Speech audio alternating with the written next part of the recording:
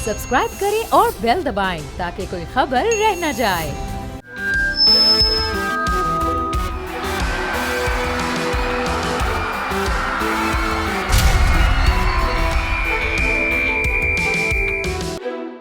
बोल जमहूर के साथ मैं हूं मरियम हसन। बहुत सारे मुत्तहिद निजी स्कूल्स ऐसे भी हैं जो मोनोग्राम की कॉपीज़ और यूनिफॉर्म जो है फ़रोख्त करते हैं और वालिदैन को इस चीज़ का पाबंद बनाते हैं कि वो हमसे ही नई किताबें और नई कापियाँ जो हैं वो ख़रीदें।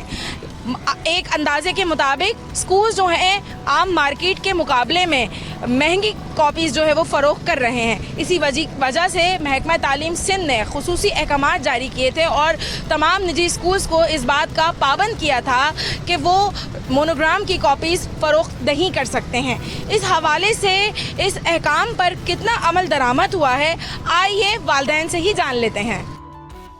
इस वक्त हम उर्दू बाज़ार में मौजूद हैं और मोनोग्राम की कॉपीज़ और मोनोग्राम का यूनिफॉर्म ख़रीदने के हवाले से वालिदैन की क्या राय है, स्कूल्स इस गवर्नमेंट के अहकामात पर कितना अमल दरामद कर रहे हैं, आइए हम वालिदैन से ही जान लेते हैं। इस वक्त हमारे साथ मौजूद हैं पेरेंट्स। आप बताइएगा कि आपके बच्चों का जो स्कूल है वो इस चीज़ के लिए आपको पाबंद करता है कि मोनोग्राम की कॉपीज़ या बुक्स या यूनिफॉर्म आप हम ही से ख़रीदें, या आप लोगों को इजाज़त दी गई है कि आप कहीं से भी जाकर ओपनली अपने बच्चों के लिए कॉपीज़ या कुछ भी जो है सस्ते दामों में ख़रीद सकते हैं?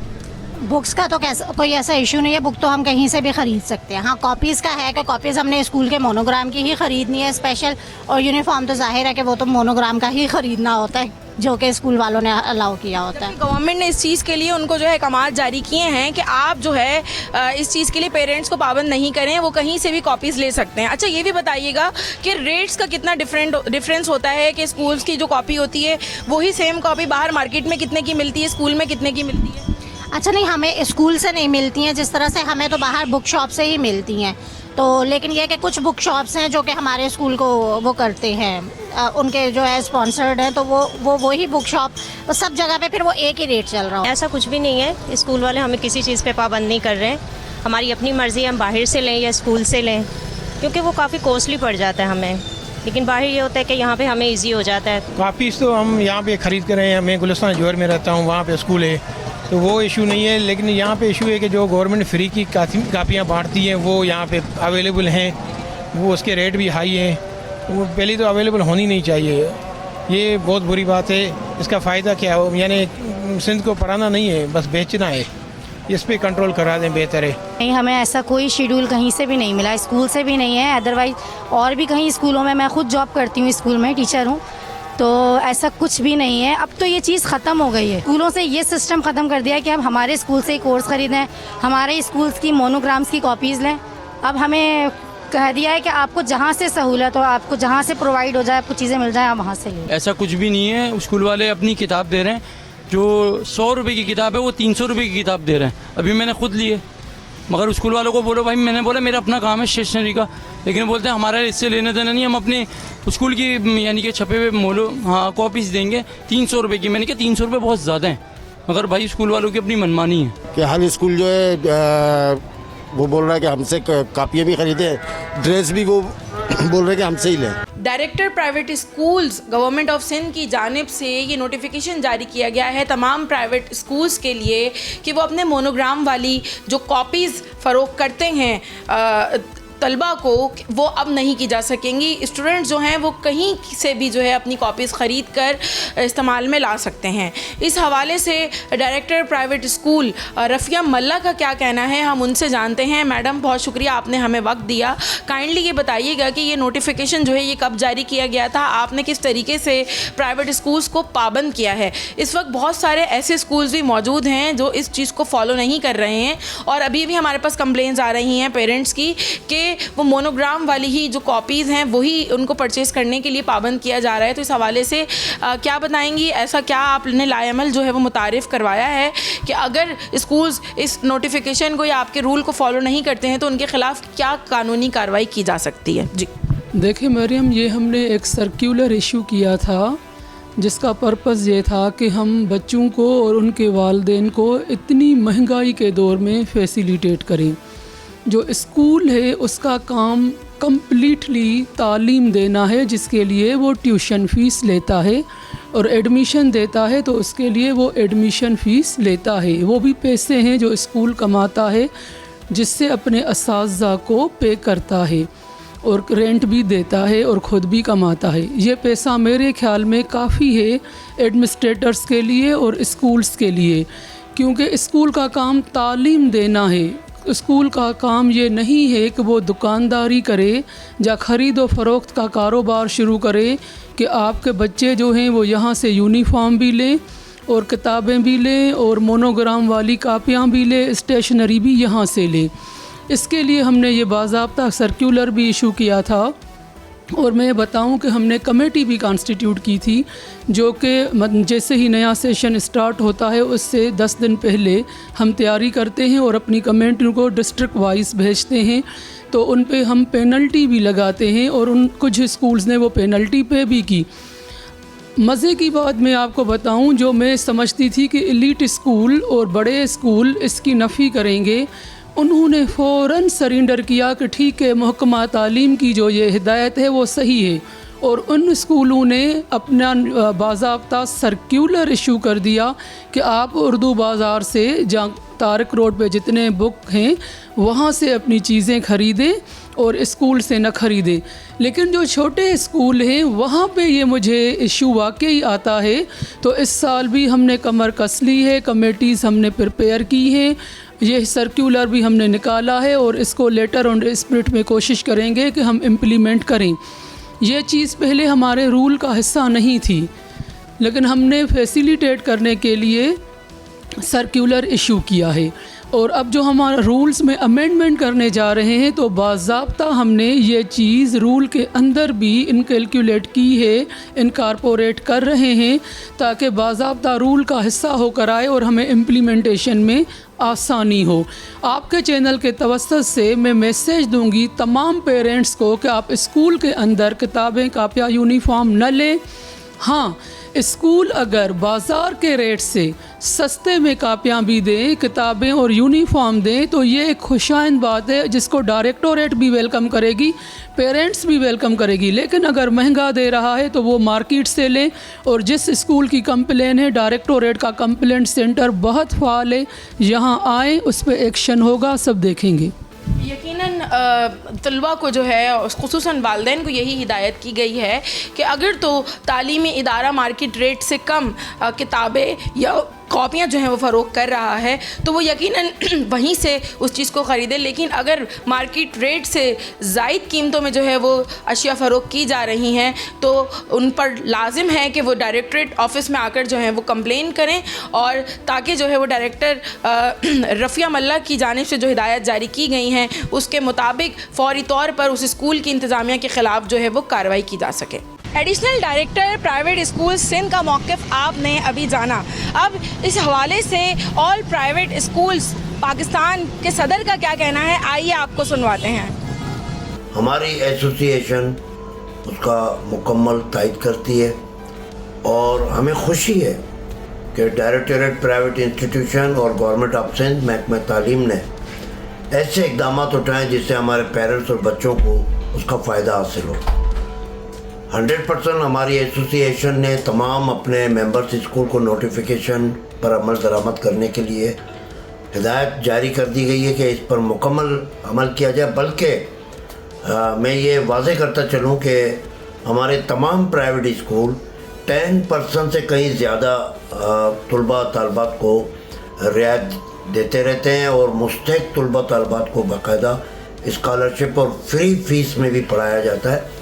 ऐसे हज़ारों स्कूल हैं जो इस पर अमल दरामद करते हैं। मैं Anwar Ali Bhatti, chairman Pakistan private school and college association, मोहतरमा राफिया मल्ला एडिशनल डायरेक्टर साहिबा को यकीन दिलाता हूँ कि हमारी एसोसिएशन इस पूरे नोटिफिकेशन पर मुकम्मल अमल दरामद करवाएगी और हमने हिदायतनामे भी जारी खोले हैं। उनके साथ उनका मुकम्मल ताउन है और वो वालिदैन के लिए भी काफ़ी मुतहर्रिक है, बच्चों के लिए काफ़ी मुतहर्रिक रहती है कि एक अच्छी तालीम दी जाए हमारे कराची में और दीगर सूबों के हिस्सों में, ताकि एक एजुकेशन सिस्टम जो है ना कोलैप्स ना हो। वो इन कोशिशों में लगी रहती है और हमेशा वो मुस्तहिक़ तलबा तालबात के लिए भी हमेशा हमें डायरेक्टरेट की तरफ से लेटर आते हैं, हम उन पर अमल दरामद करते हैं और कोशिश करते हैं कि डायरेक्टरेट के साथ मिलकर हम अपने तालीमी इदारों को आगे बढ़ाएं। तो इस हवाले से हमारी राफिया मल्ला साहिबा जो है बड़ी मुस्तरक और हमेशा सबके साथ ताउन करने वाली खातून जो है, हमारी बहन हमेशा कोशिश रहती है कि वालिदैन को रिलीफ दिया जाए, बच्चों को रिलीफ दिया जाए, ताकि बच्चे जो है आगे बढ़ें, वालिदैन को ज़्यादा मुश्किलात का सामना ना करना पड़े।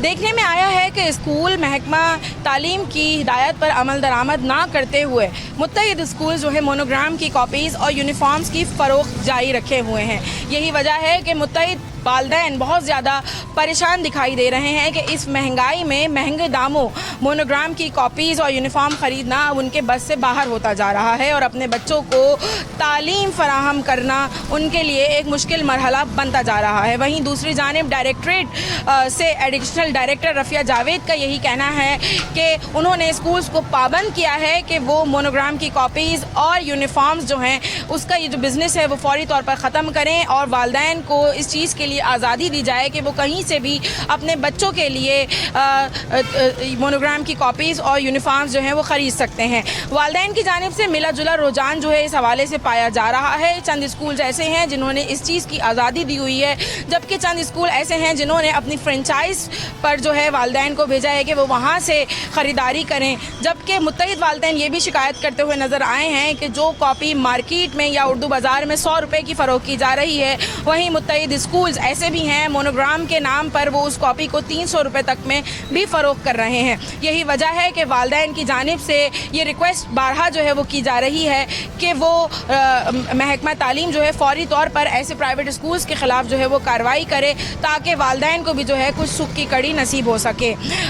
रफ़िया जावेद की जानिब से ये कहा गया है कि उन्होंने जो एक हेल्प डेस्क कायम की है और जो वालिदैन भी स्कूल्स की जानिब से किसी किस्म की उनको शिकायत मौसूल हो रही है तो वो आकर हेल्प डेस्क पर आकर शिकायत करें और महकमा तालीम सिंध का जो डायरेक्टरेट है वो फौरी तौर पर उन स्कूल्स के ख़िलाफ़ जो है कार्रवाई करेगा और उनको जो है फ़ाइन चार्जेस भी जो हैं वो लगाए जाएंगे।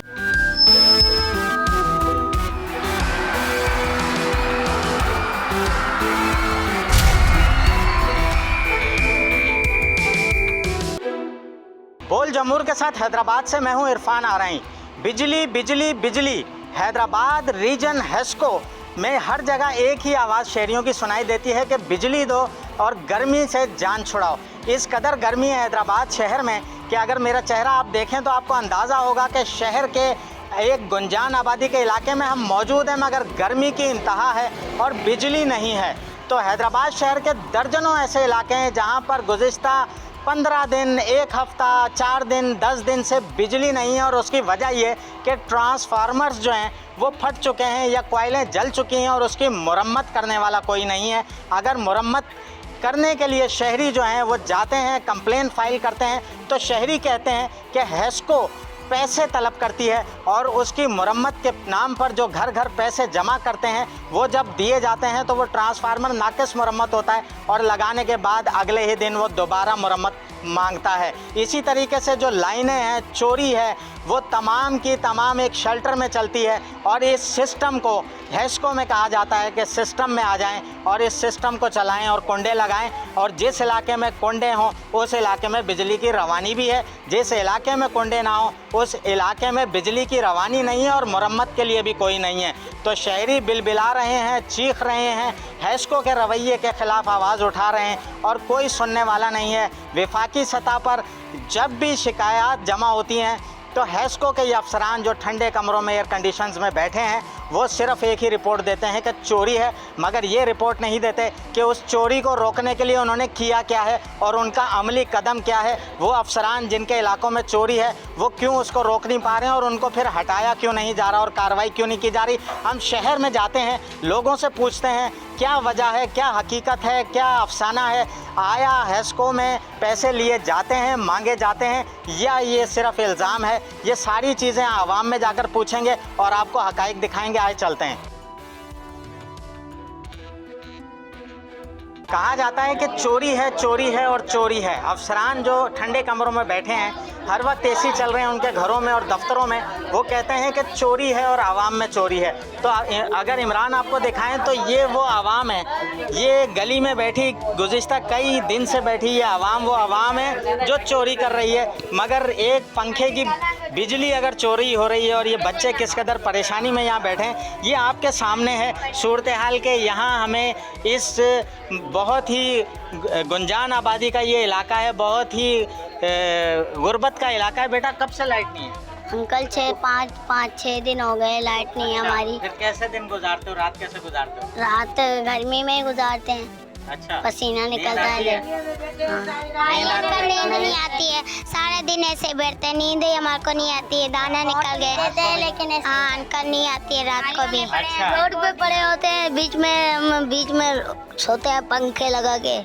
पंखे नहीं है, नालियों में सोए पड़े हैं। अभी क्या हो गया है, पंखे की बिजलियों को बोला, हम गीले कपड़े करके फिर नहाते हैं, नालियों में पड़े हैं। ये देखो बाहर देखो, अंदर भी लाइट नहीं है, पंखे नहीं चल रहे। वजीर आजम से क्या कहेंगे सब? हम बोलेंगे लाइट लगवाओ, लाइट लगवाओ, लाइट लगा दो। वोट भी लेते हैं लेकिन। अच्छा, वजीर आजम पाकिस्तान शहबाज शरीफ से मुतालबा बच्चों का भी है आपके सामने। बच्चे कहते हैं कि बिजली चाहिए, एक पंखा चलाने के लिए बिजली चाहिए ताकि ये सुख से सो सकें। हैदराबाद शहर में जिस इलाके में भी आप जाएं कोई मुख्तलिफ सूरत हाल नहीं है। ये बच्चे देखें ज़मीन पर सो रहे हैं, ट्रांसफार्मर्स ख़राब हो रहे हैं, मेंटेनेंस नहीं है, कई दिन कई हफ्ते मेंटेनेंस नहीं है, लोग परेशान हैं और फिर लोग सड़कों पर सो रहे हैं। मजबूरी है, घरों में सोना मुहाल है। गर्मी की शिद्दत का आप अंदाज़ा लगा सकते हैं मेरे चेहरे से किस कदर गर्मी है। हम यहाँ पर बात करते हैं, ख़वातीन बैठी हैं और परेशान हैं ख़वातीन। क्या मसाइल हैं कि क्या मसाइल हैं आप बताइएगा। मसाइल ये है 8-9 दिन हो गए हमारे यहाँ लाइट नहीं है। हम गरीब बंदे, हम किधर जाएं? बच्चे हमारे कोई स्टेशनों में पड़े हुए, कोई सड़कों में पड़े हुए, कोई टिक्कियों में पड़े हुए। ये देखो आप, बरसात का पानी जमा हुआ है, गर्म पानी, गर्म ज़मीन है, हम किधर जाएं? दिन भी यहीं बैठे रहते हैं, रात भी यहीं बैठे रहते हैं। अच्छा, तो वहाँ क्यों ट्रांसफार्मर क्यों नहीं मरम्मत हो? मरम्मत हो रहे, वो बोले हमें पैसे दो और इतने पैसे मांग रहा है, हम गरीब लोग भर नहीं सकते। वो 20-25 हज़ार रुपये मांग रहे हैं, उससे भी ज़्यादा मांग रहे हैं। हम कहाँ से ला के दे? दिन को खाते तो रात को नहीं होती है। हम ढोल बजाने वाले हैं, ड्यूटियों वाले नहीं है, मजदूर लोग हैं। शादी होती है तो बजाते हैं, नहीं तो भूख मरते हैं। अच्छा, यहाँ कितनी फैमिली रहती? इधर हमारे यहाँ इस इलाके में जो है ना 10-12 घर है, उसके पीछे भी हमारे 10-12 घर, उसके पीछे भी 10-12 घर है। पूरी कॉलोनी की लाइट नहीं है। अच्छा, तो क्या शिकायत क्या है उनको? ये शिकायत है, बल पैसे दो। हमने पैसे भी दिए, बना फिर दूसरे दिन फिर खराब हो गया, फिर 8-9 दिन दे के छोड़े, फिर पैसे दो, दे के हम मर गए। ट्रांसफार्मर तो सही होता ही नहीं है। आए दिन जैसे ही मरम्मत होकर कोई चीज़ आती है तो उसके बाद फिर वो फट जाती है। और आप ये मंज़र देखेंगे अगर तो बच्चे हैं, ख़वातीन हैं, सब यहाँ परेशान हैं। एक अजाब है। स्पेशल बच्ची भी एक यहाँ पर मौजूद है, हम बच्ची से पूछते हैं, बेटा गर्मी लग रही है आपको? हाँ जी लग रही है। अच्छा, कितने दिन से बिजली नहीं है? 7-8 दिन हो गए। अच्छा, तो फिर कैसे गुजारा कर रहे हो आप? हम ऐसे ही गुजारे कर रहे हैं। हाँ? गर्मी लगती है? बहुत लगती पंखा है। भी नहीं चल रहा, तो फिर दोपहर में कैसे करते हो? ऐसे ही हवा से ऐसे। हाँ।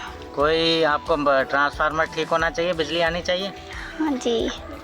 अच्छा, बच्चे जो हैं वो जाहिर है कि जो हुक्मरान तबका है, वज़ीर आज़म हैं, वज़ीर पावर हैं और सेक्रेटरी पावर हैं, इन सब से बच्चे हों बड़े हों सबका एक ही मुतालबा है, एक ही ख्वाहिश है कि वो उनके लिए कम से कम बिजली अगर महंगी है तो कम से कम उन्हें दें तो सही।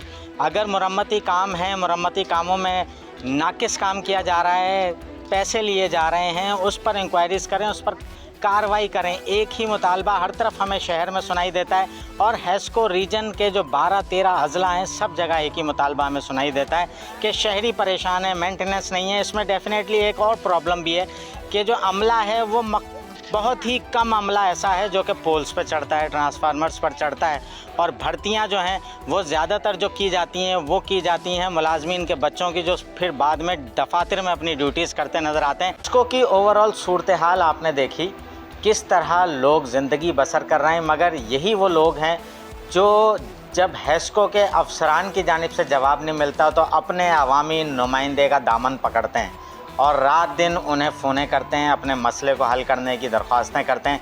तो इस वक्त हम मौजूद हैं मेंबर सूबाई असम्बली, जो पहले कौमी असम्बली में हैदराबाद की नुमाइंदगी करते रहे, अब मेंबर कौमी असम्बली के बाद अब मेंबर सूबाई असम्बली हैं साबिर कायम खानी साहब। हम उनसे पूछते हैं कि हैदराबाद के आवाम इस वक्त हेस्को के अजाब में मुब्तला हैं, एक अजाब में उन्हें मुब्तला कर रखा है। क्या आपके पास शिकायत आ रही हैं और फिर इन लोगों को आप मुतमईन कैसे करते हैं? देखें, ये आपने बड़ा जो आजकल हमारे यहाँ का समझें ऐसा मसला जो बर्निंग इशू के हैं कि जिसकी वजह से हर तबके का फ़र्द परेशान हो गया है, चाहे जिसके घर सोलर लगा हुआ है, चाहे जिसके घर यूपीएस बैटरी लगी हुई है, चाहे जिसके घर जनरेटर है, उसका हाल भी उसी तरह हो गया है जैसे जिसके यहाँ ये सहूलतें नहीं है। उसकी वजह ये है कि इतने घंटों तक लोड शेडिंग होती है कि वो तमाम सिस्टम नाकारा हो जाते हैं। और अभी जो हेस्को का मसला हुआ है वो ज़ाहिर है कि बढ़ गया है इस गर्मी में। गर्मी हैदराबाद में वैसे ही शदीद होती है, इस साल कोई ज़्यादा ही शदीद गर्मी है, लेकिन कहीं से भी कोई ऐसा नज़र नहीं आ रहा कि वो अपने आप को बेहतर करें या ठीक करें।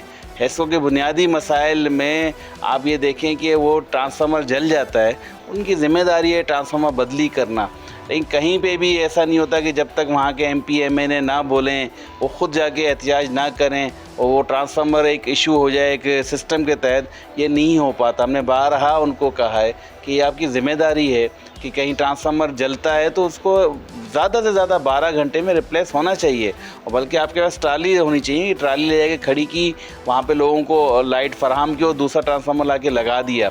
और अक्सर हमने इनको ट्रालियाँ भी बनवा के दी हैं मैनेजमेंट से बात करके, इनको हमने ट्रांसफार्मर भी इशू करवाएं, लेकिन मसला जूँ का तूँ है। ये डाल देते हैं ज़्यादातर सारिफ पर कि सारिफ हमारे यहाँ जो डायरेक्ट कुंडे हैं ये है, लेकिन मैं हमारा ऐसे मुतालबा है कि चाहे कुंडे हों, चाहे कोई डायरेक्ट लाइट जला रहा है या कहीं पे बिलिंग कम है, इस सारे चीज़ों को भी तो ठीक हेस्को को ही करना है।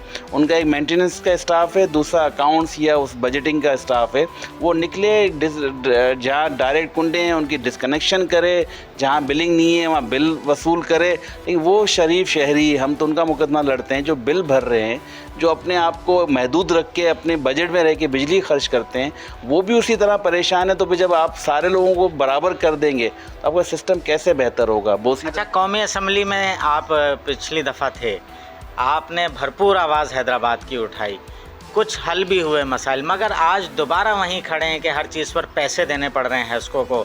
ट्रांसफार्मर की रिपेयरिंग हो, मेंटेनेंस हो, आवाम चंदा कर रही है और जमा करा रही है। तो अब एमक्यूएम इस पर दोबारा कोई कदम उठाएगी? ये देखें, मैं आपको बताऊं, आजकल तो वैसे भी आईपीपीएस की बात हो रही है। हमने अपने टाइम पे कौमी असेंबली में आवाज़ भी उठाई, स्टैंडिंग कमेटियों में भी बात की, बल्कि मीटिंग्स भी कॉल की, लेकिन उनका ज़रिए शेल्टर होता है तो फिर ये अपने आप को उससे बचा जाते हैं। अभी मुस्तफ़ा कमाल भाई ने भी इस पर आईपीपीएस पे आवाज़ उठाई कि भाई इनकी कैपेसिटी पेमेंट जो की जा रही है वो गलत की जा रही है। और फिर गौहर एजाज साहब का तो बयान आजकल सबके ज़बान पर है कि जिस तरह उन्होंने डेटा फराहम किया साबिक वफाक के वज़ीर ने, वो सबकी होश उड़ाने, आँखें खोलने के लिए नहीं, होश उड़ाने के लिए काफ़ी है। दूसरा देखें, हेस्को के मसाइल हमने हमेशा उठाए हैं, और हैदराबाद आप जानते हैं मीडिया के आदमी कि हैदराबाद में तो ट्रांसफार्मर फटते रहे, तो हमने तो वहाँ कहा असेंबली में कि ये तो लगता है हम किसी टाइम बम के उसमें इलाकों में रह रहे हैं कि जब दिल चाहता है बच्चे खेल रहे हैं, उनके साथ कोई टाइम बम फटता है ट्रांसफार्मर की सूरत में और वो बेचारे ज़ख्मी होते हैं और शहीद हो जाते हैं। तो इसका हल क्यों नहीं निकालते? तो जब पता चला कि हेस्को में ना कोई वर्कशॉप है, हेस्को में ना रिपेयर मेंटेनेंस के लिए मतलूबा स्टाफ है, पहले जो कमी मेरे टाइम पे 3300 अफराद की थी, 3300, वो बढ़ के 5,500-6 हज़ार पे चली गई है। एक कंपनी जो वैसे लॉसेस में जा रही है, मिनिस्ट्री की तरफ से जो उसकी रिकवरी आती है उसको कैपेसिटी चार्जेस में देने पड़ते हैं। ये आज तक ये अपने सिस्टम को ये बेहतर नहीं कर पाए कि जो इनके पास से फॉल्टी एरियाज़ हैं, जो इनके जो तारें टूट के गिरती हैं, बारिश हो तो ज़रा सी हवा चले, लगता है कि धागों से बंधी हुई, थूक से चिपकाई हुई तारें हैं वो टूट जाती हैं, उनको रिपेयर करने का, उनको बदलने का कोई सिस्टम ही नहीं है, गाड़ियाँ नहीं है। हमने इनको कोशिश की, बकेट माउंटेन गाड़ियाँ प्रोवाइड की 18, वो हमें कहीं इतनी ज़्यादा चलती नज़र नहीं आ रही हैं कि इसके ऊपर कहीं ना कहीं में एहतिजाज रिकॉर्ड कराएं, या तो इसको चीफ़ के पास कराएं।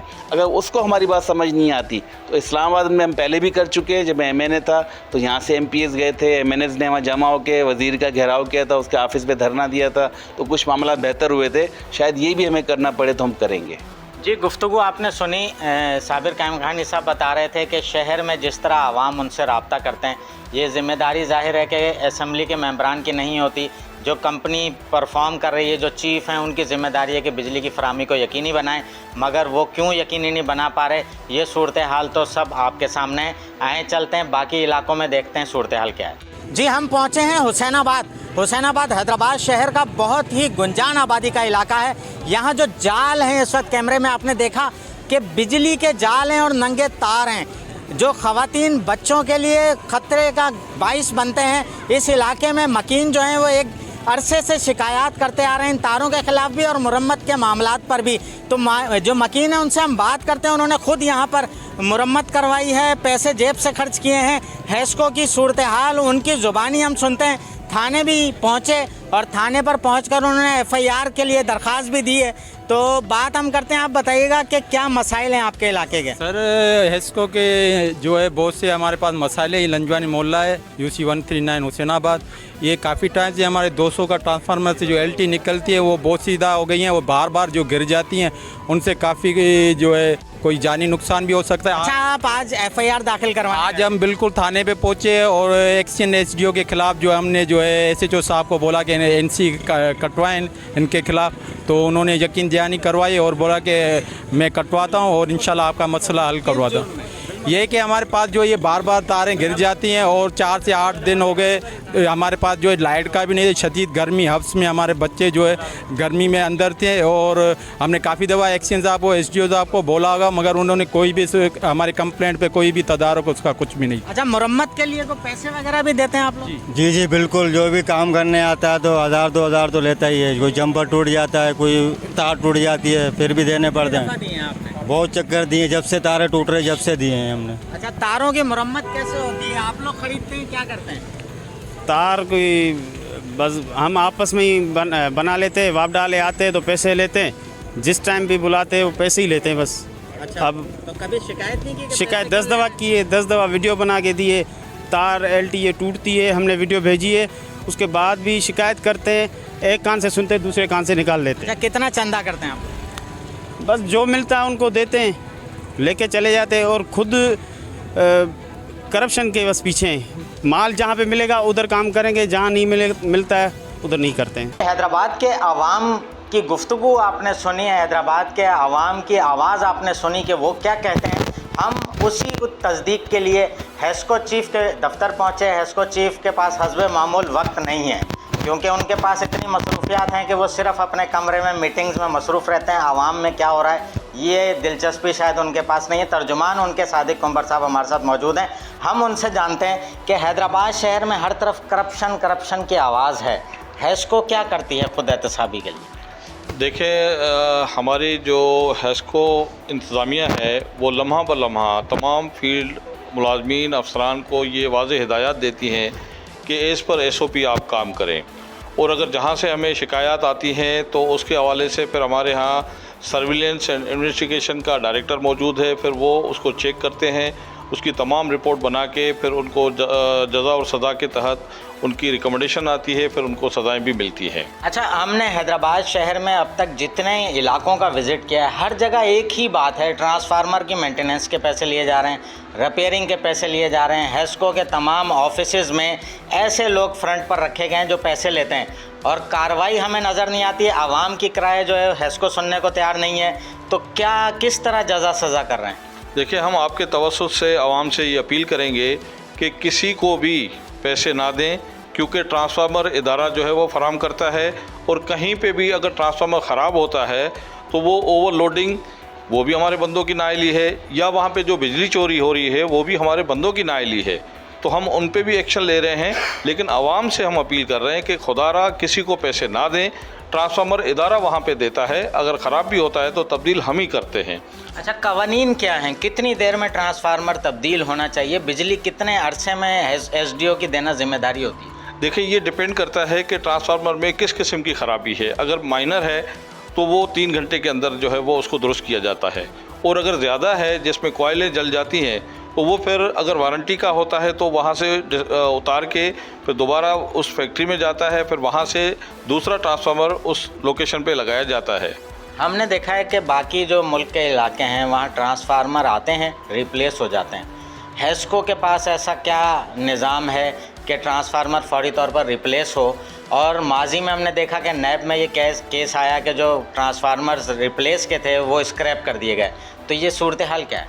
देखिए, हमारे पास एक वर्कशॉप है जिसको हमारी एमएनटी की टीम और जो हमारे वर्कशॉप के इंस्पेक्टर हैं वो उसको चेक करके उसके बाद वो ट्रांसफार्मर इशू करते हैं। उसके अलावा हमने रेट कॉन्ट्रैक्ट पे जो है एक फैक्ट्री है उससे हमने मुआहदा किया हुआ है। हमारे जो ट्रांसफार्मर ज़्यादा ख़राब होते हैं तो मेजर अगर उसमें प्रॉब्लम है तो वहाँ हम भेजते हैं, वहाँ से बन के आते हैं। वहाँ पे भी हमारी इंस्पेक्शन टीम जाती है, एक 18 ग्रेड का अफसर होता है वो उसको चेक करता है, उसके बाद फिर वो वहाँ साइड पे आके लगाते हैं। आपके जो मेंटेनेंस की गाड़ी है उसके पास किसी किस्म का कोई सामान नहीं होता, एक नट भी ट्रांसफार्मर में अगर ख़राब होता है तो वो भी आवाम को ख़रीद के देना पड़ता है। तो ये सामान क्यों नहीं होता है एसडीओ ऑफिस में जो कि फौरी तौर पर लोगों को लगा कर दिया जाए?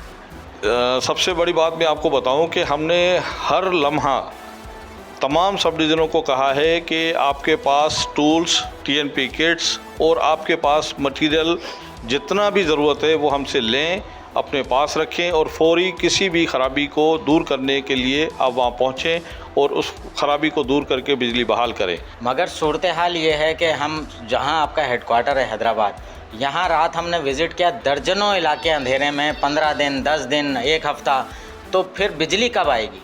सर देखिए, बिजली तो हम दे रहे हैं, लेकिन जहाँ पे ट्रांसफार्मर का मसला है, ट्रांसफार्मर तब्दीली करने के लिए सेफ्टी उसूलों के तहत पहले उसका PTW लिया जाता है, फिर वहाँ से ट्रांसफार्मर उतारा जाता है, उसके बाद फिर दोबारा ट्रांसफार्मर वहाँ पे लगाया जाता है। तो इस दौरान जब बिजली बंद होती है तो लाजमन आवाम को परेशानी होती है, लेकिन हम उसी आवाम के लिए काम कर रहे हैं। हमारी जो लेबर है वो दिन रात काम कर रही है, गर्मी हो, सर्दी हो, बारिश हो। इसमें कोई शक नहीं कि आपके पोल पर काम करने वाले जो लोग हैं वो बहुत मेहनत करते हैं, मगर मसला ये है कि जो ट्रांसफार्मर की रिपेयरिंग है या क्रेन है, आपके पास क्रेनें हैं मगर क्रेन के पैसे भी लोग देते हैं, डीजल के पैसे भी लोग देते हैं, तो फिर ये क्रेनें कहाँ काम करती हैं? देखिए, आपने हमारे नोटिस में ये शिकायत दी है, हम इस पर सख्ती से चेक भी करवाएंगे और आवाम को अपील भी करें, आप भी करें, हम भी कर रहे हैं कि किसी को पैसे ना दें। जब इदारा पैसे भी दे रहा है, गाड़ियाँ भी दे रहा है, मटीरियल भी दे रहा है, तो इस तरह की जो है ये बेईमानी नहीं होनी चाहिए ताकि इदारे की साख ख़राब ना हो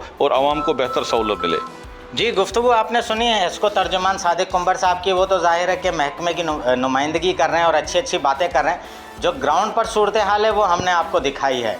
आवाम जाहिर है कि जब चीखती है, चिल्लाती है, तकलीफ़ होती है तो चीखती चिल्लाती है, उसका हल क्या करना है, उसको किस तरह आप हल करेंगे, इसका महकमे के पास अभी तक कोई फार्मूला नहीं है। जो इलाके बंद हैं वो अगर इतने लंबे प्रोसेस में जाएंगे कि ट्रांसफार्मर 15 दिन 20 दिन में आएगा और लगेगा, तो फिर इस कदर गर्मी में घरों से जो लाशें उठ रही हैं, फौतगियाँ हो रही हैं, यही सूरत हाल रहेगी और ठंडे कमरों में बैठे अफसरान सिर्फ आवाम को अच्छी गुफ्तगू के अलावा कुछ नहीं दे पाएंगे।